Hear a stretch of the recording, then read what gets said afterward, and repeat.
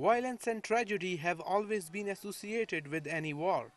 But surprisingly, some children in Peshawar have decided to sweeten this otherwise dreary affair. They send Eid cards and presents to the soldiers fighting militants in South Waziristan.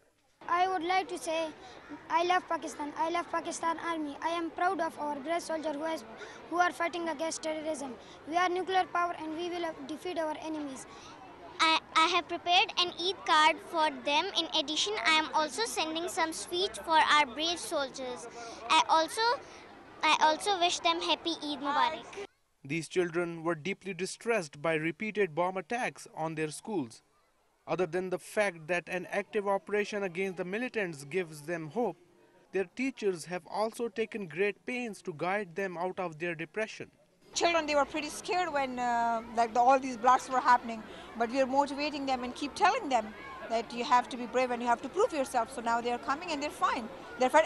Now even they come and they discuss, like the blast happened there and the blast happened there, and there we are brave. We can come to school. We're not scared of all these people and everything. So they're coming and thank God their morale is pretty high now.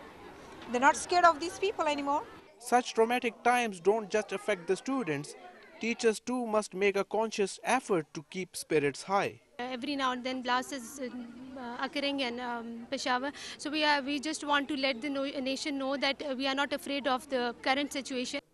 The school children have pitched in their pocket money and sent warm clothing and dry fruit to the soldiers. Though the contributions might seem meager to some, but their gesture will encourage defense forces in their fight against terror. Yasin Kamran, DawnNews, Peshawar.